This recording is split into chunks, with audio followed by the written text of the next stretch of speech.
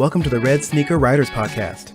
News, interviews, and writing tips for people who are serious about having a writing career and want some practical knowledge to help them achieve it. Your host is the nationally best-selling author of more than 50 books, William Bernhardt. Hello, sneakers. I hope you had a terrific Thanksgiving. We did. Lots of food, a great new board game the whole family played, Micro Macro for board game enthusiasts, and even a little time to catch up on my reading. A perfect day. Jesse, did you have a good Thanksgiving? Well, I didn't get to tell you this beforehand, but it was not an actual great Thanksgiving. It involved a trip to the emergency room. Oh, Everybody's fine, but it had a stressful component to it that I'm happy is over now. oh, Everybody's good. It was just a little hot. Someone had a fainting spell while sitting down, but everybody's good now. So okay. It be safe wasn't out there, you, people. right? It was not me. No. But I would like to give a shout out to the Broken Arrow EMSA and Fire Department for showing up very quickly. So, but yeah, so a normal Thanksgiving. That for your typical American family. That's right. Hey, before we move on, I want to ask, you said last time you were launching a new podcast, Yes. and I know the Wheel of Time started. Did you launch the podcast? Yes. The Wheel of Pod episode 1 is out on YouTube and anywhere podcasts can be found, and we are filming episode 2 after this. So, if you're in Tulsa, check us out at the Inner Circle Vodka Bar, or check us out on YouTube. And again, anywhere podcasts can be found. That is the Wheel of Pod. Fantastic. I watched the first 3 episodes that launch. I haven't read the books, unlike you. I think you've read them several times, right? But Just once so far. I'm in my first reread at the moment. So I enjoyed it. What do you think? Thumbs up? yeah, it's good. They're moving very quickly, obviously, and they obviously spent a lot of money. And it's one of those things where I think it might have been better had they been given less money. But Oh, I think it's good. There's a lot of ground they have to cover, and I think they're grabbing the important bits. So fantastic. Hey, everyone. My interview guest today is Karen Grassle, actor and writer, who you may recall best as Ma Ingalls on the Little House on the Prairie series, though she has a wide range of credits through both television and film and stage work, including the Broadway stage. She has also done some fine writing, including a breakthrough TV movie called Battered, and more recently, a memoir, which actually just came out about 10 days ago. It's called Bright Lights, Prairie Dust. I am very anxious to talk to her about this wonderful book and her amazing career. But first, the news.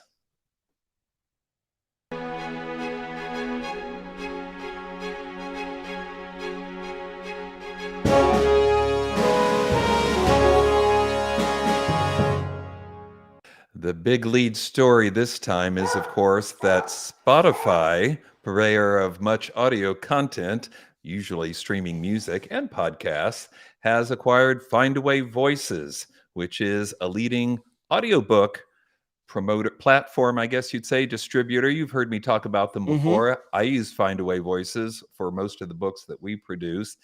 And now they're going to be acquired by Spotify, which, of course, is a top streaming service. I mentioned in a previous podcast that they've picked up Gimlet and Anchor, a couple of leading podcast proponents. They seem to really be doubling down on audio content. That's what their chief research and development officer said in the press release. He said, it's Spotify's ambition to be the destination for all things audio for both listeners and creators. And as anybody who listens to this podcast knows, audiobooks have become a huge factor in the book world right now. And it looks like Spotify wants to corner the market. I don't know. Jesse, do you have a Spotify subscription? I have had one in the past. I don't currently have one now. Uh-oh. But I can tell you, it's going to be hard for people to buy things inside Spotify. That's not something they're used to doing. Mm-hmm. And they're going to want to sell these audiobooks other places too. So I don't Right. know how much this helps them really. But listen, I would like Spotify to know if they're listening. Rant 9 Productions is for sale. You're So, available yes, for a they couple like to buy million? my company. I am available. So I think from what I've read, the idea is that you pay whatever you pay for Spotify every month, and it might be a little more if it includes audio content, okay. but you wouldn't pay more for an audiobook. and content creators would be paid based upon time, how much people listened, kind of like Amazon KU pays authors or publishers based upon how many pages are accessed, which in some spooky way, Amazon has a way of following. And I guess Spotify will know how long you listen to an audiobook too. I mean, that's easy to track. My question Really? is, like, at least maybe this way people can't then return the book a year later, messing with That's the author's true. profits. So maybe that's a positive. That is true. Well, big developments, and it just reinforces Red Sneaker writers how important audiobooks are in the current book world. Okay, three more items I'm going to rip through quickly because I know most of you are here because you want to hear from our guest. So, item number 2, Written Word Media, who I've also mentioned before, has released their annual sort of state of the author report.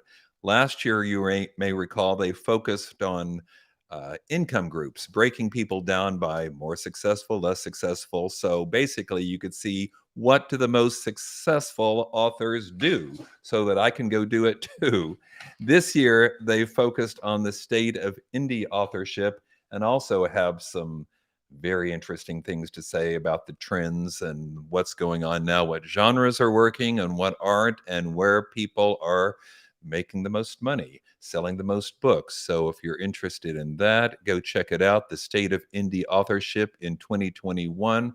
That's at Written Word Media. I think Jesse's got the link for you. Item 3, some of you have heard people talk about big writers convention in Las Vegas. It just took place a couple weeks ago, 20 books to 50K.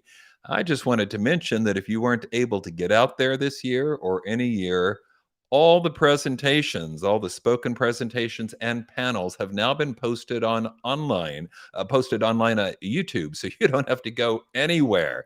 Just go to YouTube, put in 20 books to 50K, or again, Jesse can give you the link. It's really easy to find. And this is not an endorsement. I haven't listened to them. I don't know good, bad, or indifferent, but I do know they're available, and some of you might want to check it out. One last story. BookBub, is a premier advertising medium for publishers and indie authors.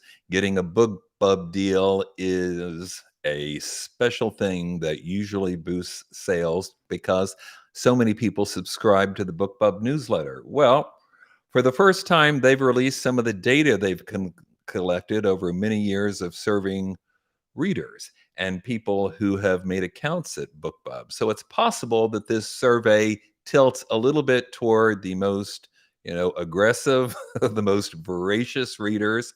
But here's what BookBub says about their customer demographics. 76% are women, 62% are over the age of 55, 75% live outside urban areas.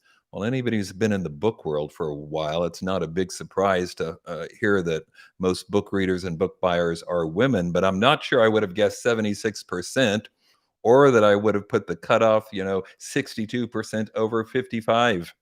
So again, this is a survey you can find online and check it out. In addition to those, what tropes or ideas consistently do well on BookBub?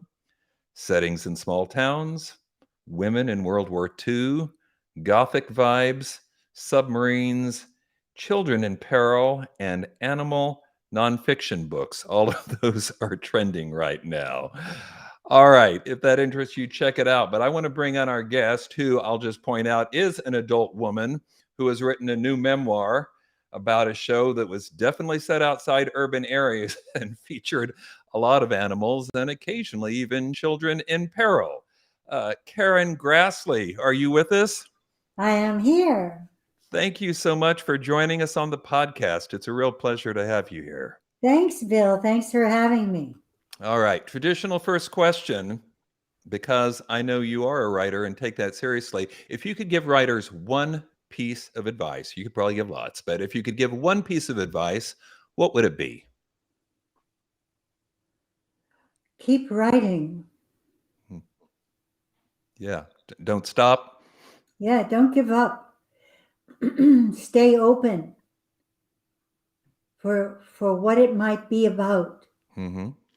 You've got this wonderful new memoir, Bright Lights, Prairie Dust. How long did you,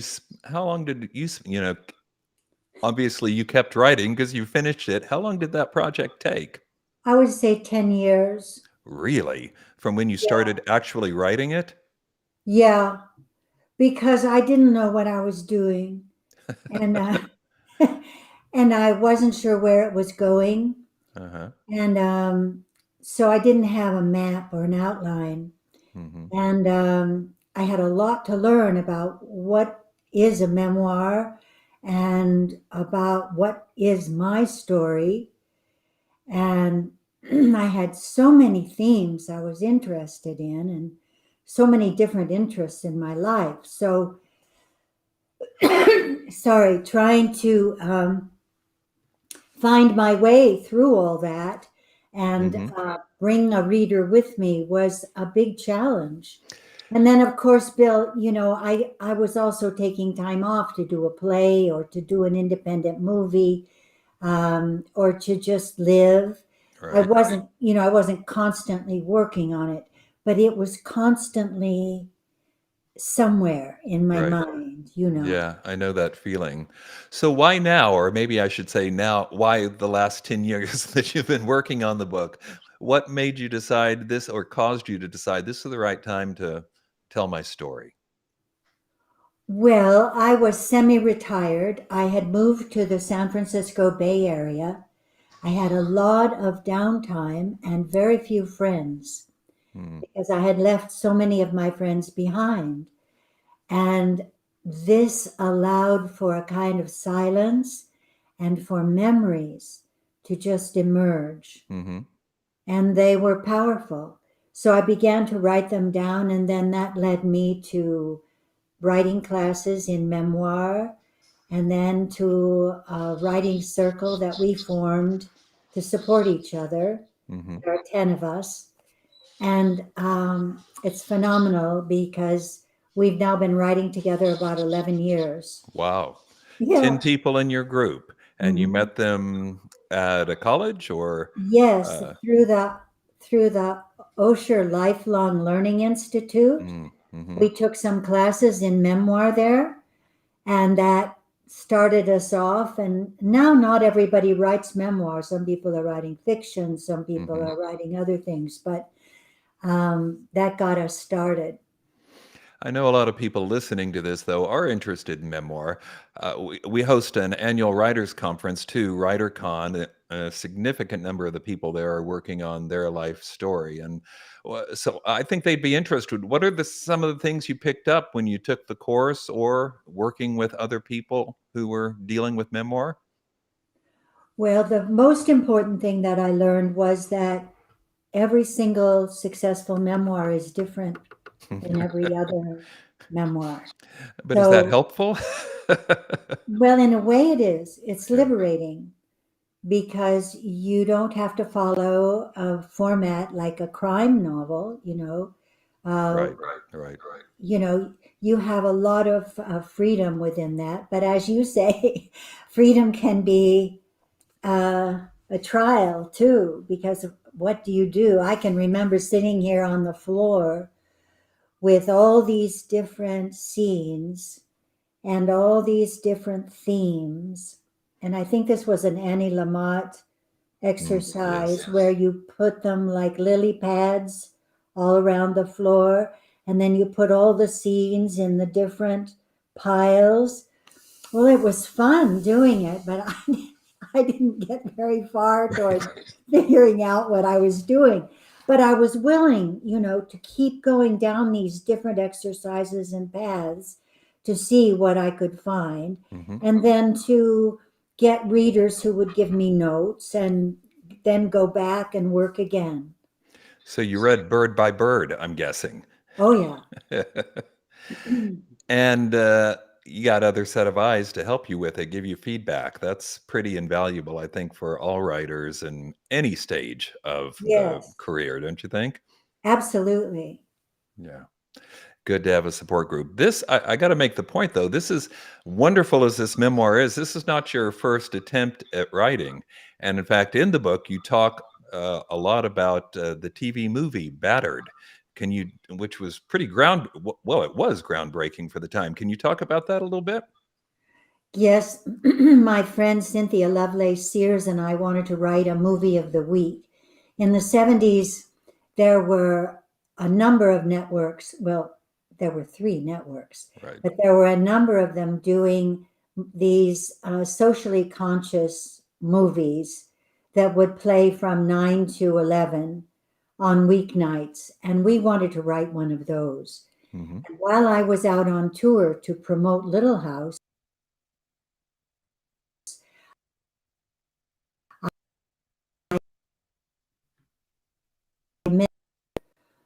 on it says something about, oops, there's a streaming problem. Yeah, you're probably having a little internet glitch on your end, but it'll ride out. Don't worry about it. Okay. So she had done this original research on wife beating and had published a series in the paper, and she sent me those articles, and we were instantly convinced this is what we must write about, because at that time the whole issue was completely buried, misunderstood. It was believed that it was limited only to people with no education, or only people who were drunks, only people who were lower class. And what these articles showed us was that it was throughout society, this violence against women. And so we set out to do our own original research and talked with many, many women who had run from battering situations and who were in a sanctuary, and then wrote our film based on that. And that turned out very well, right? Very well reviewed. And I read somewhere, either in the press materials or your book, that this movie is now you found out later that the NYPD was using it as a training film, basically to teach officers how to respond to domestic abuse calls. Yes, I think it was in upstate New York where they first used it as a training film, because domestic violence calls, it turned out, were the most dangerous calls for police, for them to wind up either dead or injured. Really? And so a new approach was needed, and this helped.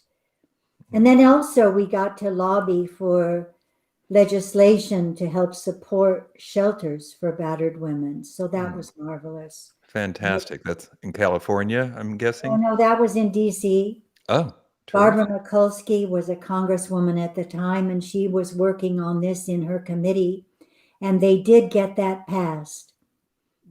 That is fantastic. What an accomplishment. While I'm thinking about it, let me say, because I can see people are listening to this live, if someone has a question they'd like Karen to answer, just type it into the chat box. I've got it. I can see it. Jesse can see it, and we'll make sure she answers it, okay? I want to make the point, in addition to all the, everybody's waiting for me to bring up Little House on the Prairie, but I'm just going to make them wait for that and say that even before that, you did a lot of stage work. You studied at the London Academy of Music and Dramatic Art, right? In fact, Yes. you were there on a Fulbright grant. Am I correct about that? Yes. Holy smokes. What was that like? Fantastic. I'll bet. It was a dream come true for me. I had wanted so much to become this actor who could do all different kinds of plays, all different kinds of parts. And I wanted those skills that I knew those English actors had. And I needed a grant to go. And I was lucky. I got a Fulbright, and I went there, and it was exactly what I needed. It was more than I hoped for. And we got to go to the theater night after night, cheap tickets, really the most extraordinary actors, Yes. I had never lived in such a cosmopolitan city before. So I was just drinking up everything, the symphony, the museums. It was just fabulous. Sounds fabulous. Yeah. And after that, you came home and did quite a bit of stage work, right? Yes, then I went into rep.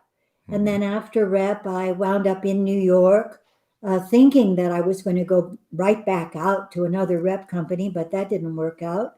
And so had to give a shot to the Big Apple. And you were on Broadway, right? And Butterflies Are Free? Yes, and before that, I made my Broadway debut in a Lanford Wilson play called The Gingham Dog. That's right. And then also Shakespeare in the Park in New York. When you arrive in New York, they're all like, well, let me know when you're in something.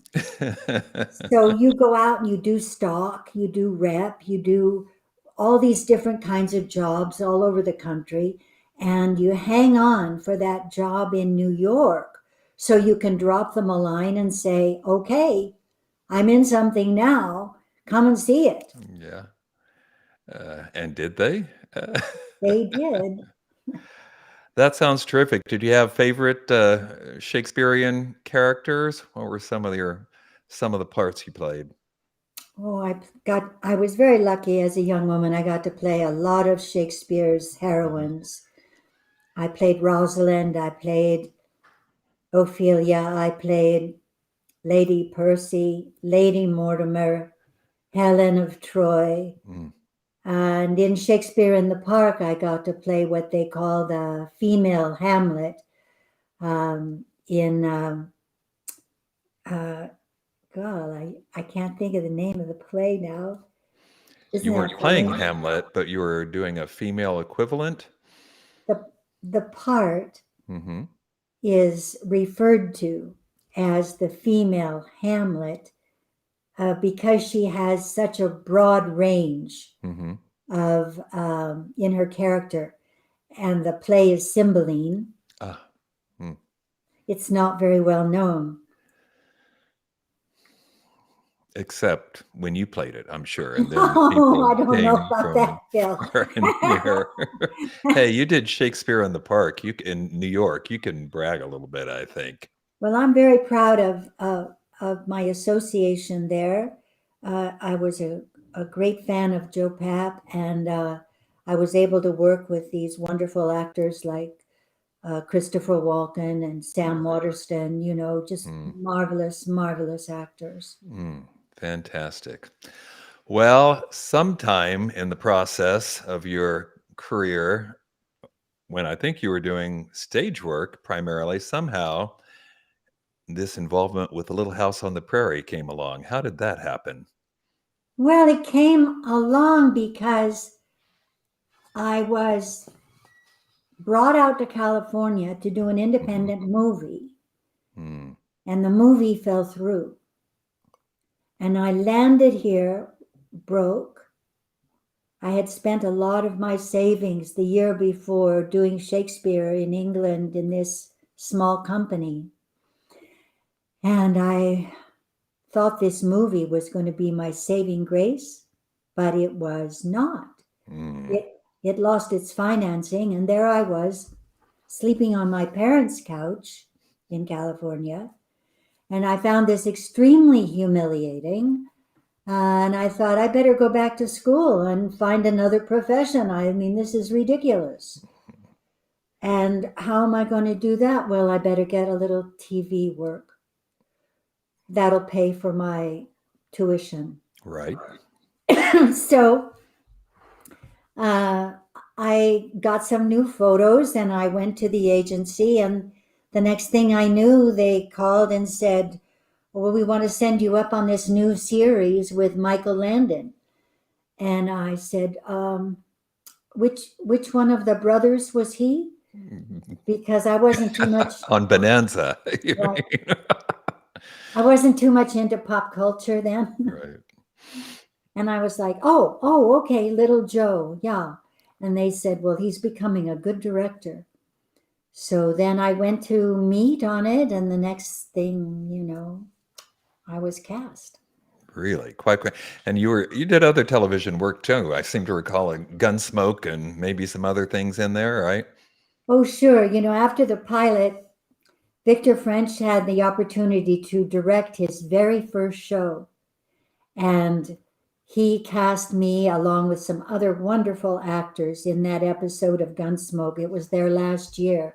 And I have to tell you, there's a message here from one of the writers on Little House on the Prairie. It says, hello, Ward Hawkins. He wrote a lot of our material. I see that too, but I didn't know who it was. I'm glad you told us. That's fantastic. Now, in the book, I don't want to break any hearts, but you do mention in the book that you didn't really love the role of Ma Ingalls at first. Why would that be? Well, no, at first I read it and she was being kind of a prude when Laura asked Pa about the gender of the horses. And I thought, well, that's kind of unnecessary. And then when he looked out at this vast wilderness and said, Carolyn, we're home, she was like, oh. And so I thought, well, here he is, this young, happy, handsome, violin playing father. And here I am, this sort of sour schoolmarm, and that's not going to get me many other parts. And then I said, well, Karen, here you are on your parents' couch, you better take the job. So my very first day on the show of the pilot, we're up in the mountains in Sonora, the gold country of California, fantastically beautiful with snow on the big trees beginning to melt, a little cabin with, yellow light in the window, and the family's going to be saying goodbye and going off to find their new home. And boy, I got her. It was like, oh, first of all, she's saying goodbye to her parents. She may never see them again. Secondly, she's got 3 little girls in the back of this wagon. And she doesn't know what they're going to find out there. And she is really scared. And she's very loyal and very brave, and she's going. So my respect for the character began then. Sure. Well, brave and concerned sounds better than prudish and skeptical. Well, when we're learning to act, we're taught never to judge our characters. Even if the character is, a murderer or insane or whatever, we're taught to be in the character's point of view. So it would have been a problem if I had hung on to that other judgment. Right, of course. You also talk in the book about difficulties you had on the set, and in particular, of course, with the star producer, occasionally director, Michael Landon. Can you talk about that a bit? Yes, Michael and I established a very wonderful working relationship in the early days. He was kind of bringing me along because I had never done film before, and was very patient and very encouraging during the pilot.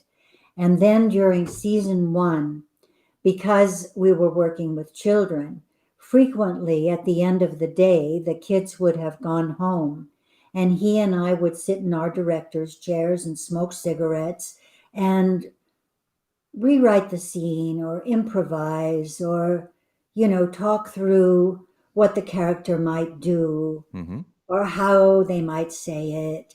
And it was very creative and was really rewarding. However, once at the beginning of the second season, it's very common if you have a hit show to ask for renegotiate the contract. Sure. And so when we went to renegotiate the contract, Mike refused, and he wouldn't call my attorney back. And then the network wouldn't call my attorney back.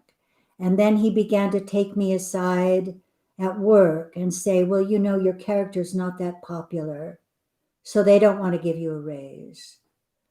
And other kinds of undermining comments, which reached their apex when he, in the little house bedroom, and this went on, I want you to know, this went on for over a year of me going to work, doing my best, trying to keep my head above water, not knowing what my contract was going to be.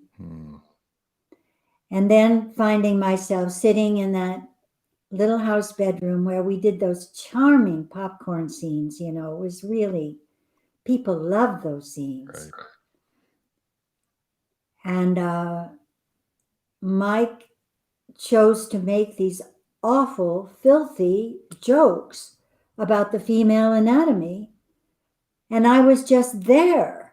I just was trapped. And I wasn't raised to know how to say anything. So How to deal with that? I just tried to rise above, Sure. Were there other women on this set? We had all men around that bed and one small woman on my left, our script supervisor, and I couldn't even look at her. This is in the 70s, right? So I'm going to guess that, not saying it's okay in any way, but guess that it was perhaps more common then than it might be today. Well, I don't think you could do that today. Yeah. I don't think you could do that kind of intimidation to a female co-star today. So you think he was, go It ahead. wouldn't be accepted. So you think he was making these off-color jokes to, it was really directed toward you and intimidating you? There was no question that I was being punished. I mean, there were so many ways in which he was making my life less pleasant. Punished because you asked for a raise like everybody else did? Yeah.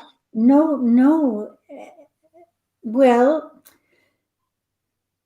everybody else didn't. Okay.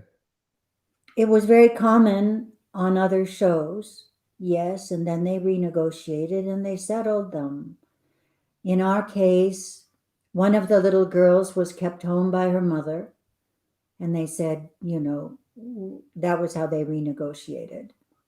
And so that was settled. And the other little girl had a no favored nations contract, so her contract was settled automatically. And when the other actors saw what happened to me, they never tried to get a better contract. Oh, I see. If Ma can't get a better deal, then there's no point in us even asking. Yeah. It really was an intimidation play. Yeah, and so there was a lot of disappointment among some of the actors. Did you feel it was impacting your work or the parts you got on the series? Well, it certainly impacted my mood. Yeah. And it impacted the number of scenes that I had, and it impacted the way Mike shot around me. But most importantly, I let it get to me on such a deep emotional level.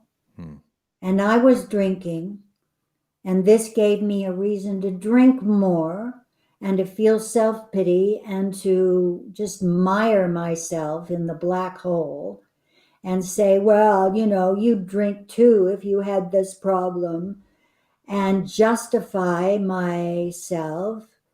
And even though I didn't drink at work, that affects your attitude.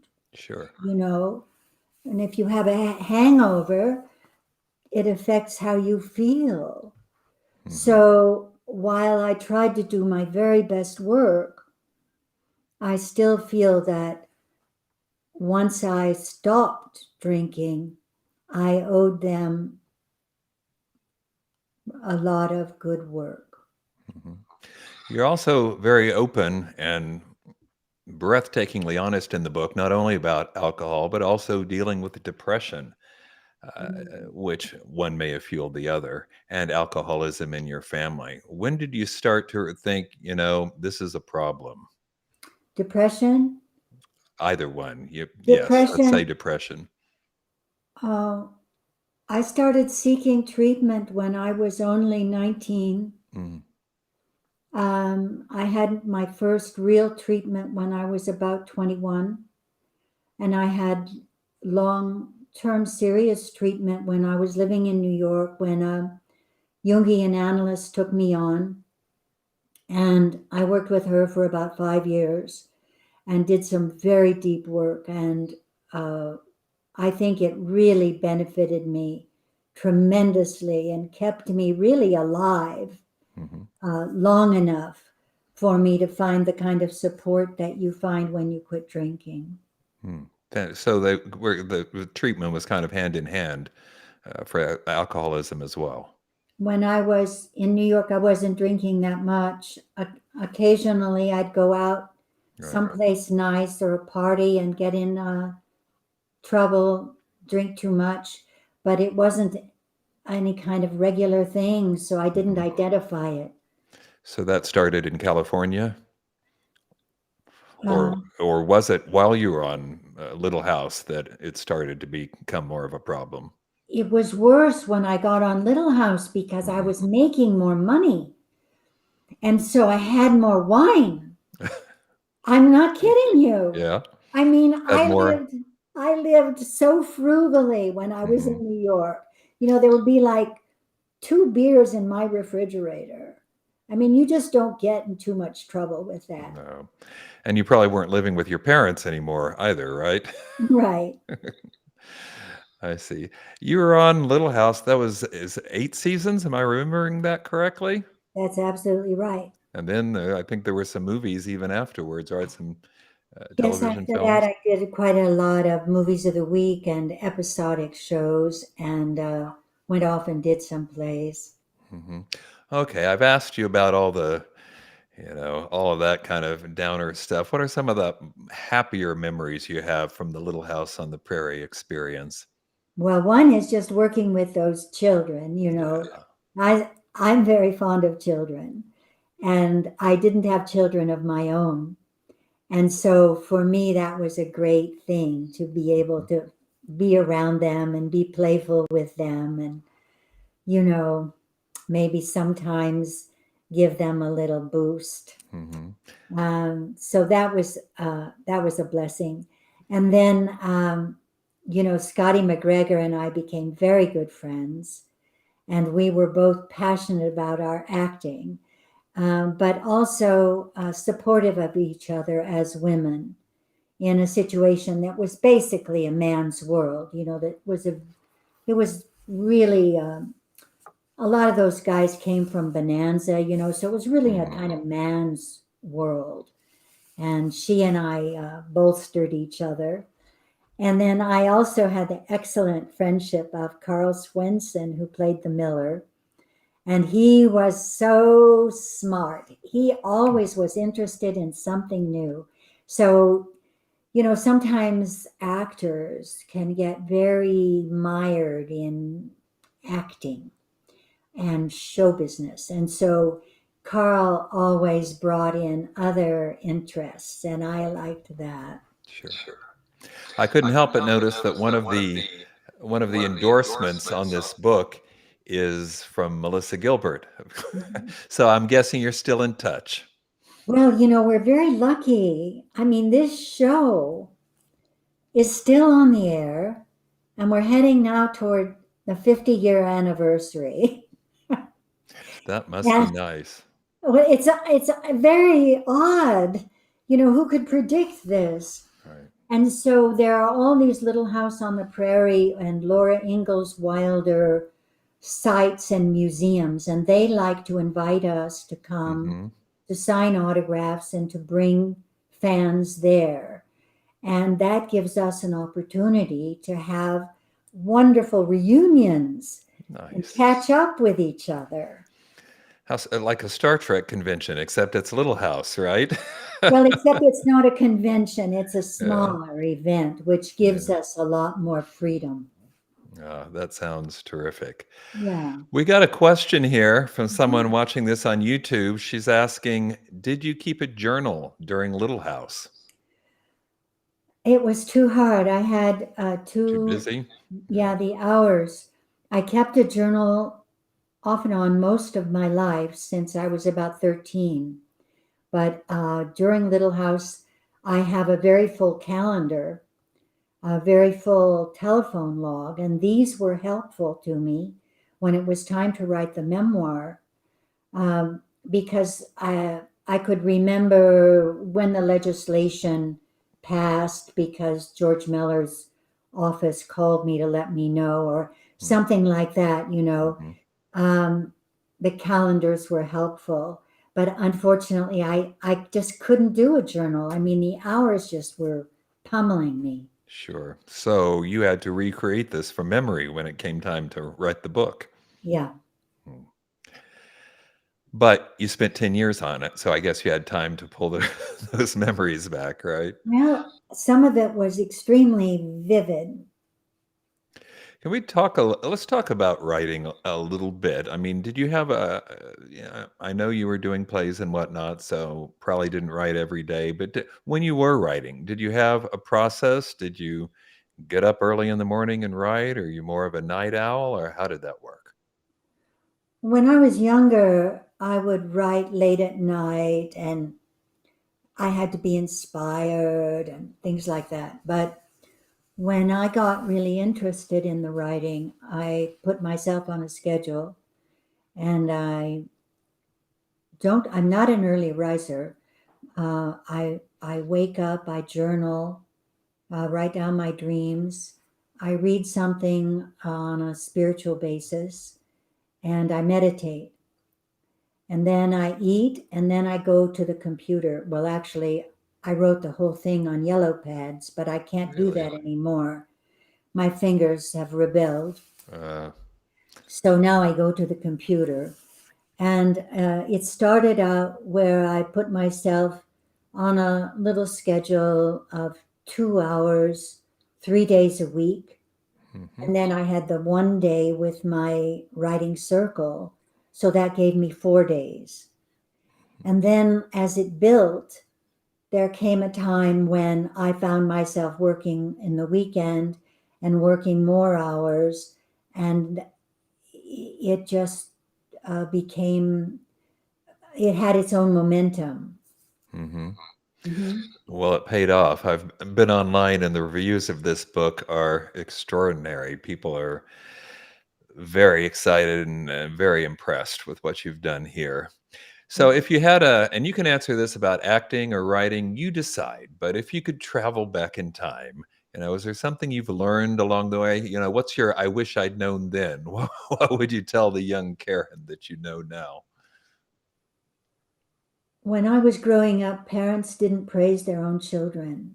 Really? Hmm. It was not allowed in my house. So I wish that I could tell the young Karen, you have talent, keep going, it'll be all right. Yeah. Persevere. Yeah. Well, what's next for Karen Grassley? You've had this stunning career as an actor. You've written, you've now got a memoir. What's next on the horizon? I have this movie opening today that nobody's heard about because they didn't hire a publicist until about 2 weeks ago. But if people want to go hunting for it online, they Uh-huh. might find it streaming. It's called Not to Forget. Not to forget. Yes, so I have to not forget to mention it. Do you know where it might be streaming? I think it might be streaming in a lot of different places, so I'm not sure. Jesse, Um, Google that real quick. thank you. He's So the nimble other thing fingered. is that I have this idea to do a series of kind of backstage or behind the scenes stories, fictionalized, so that I can be as honest um, and not, not hurt people's feelings and Right. so on. That makes sense. Well, whatever you're right, I think there'll be an audience to read it, because this, I can't say enough. I'm not at all exaggerating. This is an extraordinary memoir and so well done. So congratulations on that. Thank you so much, Bill. I really appreciate it. And thank you for being on the podcast. Look at that. Available for rent on Amazon and Google Play. There you go, guys. Not to forget with Karen Grassle, right? It's got all these Academy Award-winning actors in it. I mean, it's on Olympia Dukakis, Cloris Leachman, Lou Gossett Jr., Tatum O'Neill. They're all playing small parts, and, they just bring this marvelous gift with them. Sounds like a lot of fun. I'll check it out tonight. Okay. Thanks for being on the podcast, Karen. Thanks for having me. What a terrific interview. Hey, just a reminder to everyone that I also have a new novel out. That's Exposed, Book 2 in the Splitsville Legal Thriller series. And this is new. We've got a Christmas anthology out called Christmas Tapestry, and I have one of the novellas in it. This is something a little bit different, should get you in the holiday spirit. I'm one of 6 writers who contributed to the book. Everybody writing novellas involving their series characters. So it's basically like a sampler. You can get a taste of a lot of people's serious work and decide what's going to be your next big reading jam. All right. And while I'm thinking about this, let me just mention that on the next episode of this podcast, which will live stream on December 9, it's going to be our holiday jam. And all 6 authors who contributed stories to this anthology, Christmas Tapestry, will be on at the same time. It's going to be a party, so you want to be there. Let me also mention that if you're writing or aspiring to write, join our Facebook group, Red Sneaker Writers, so you can get daily updates. All right? Until next time, keep writing, sneakers, and remember, you cannot fail if you refuse to quit. See you next time.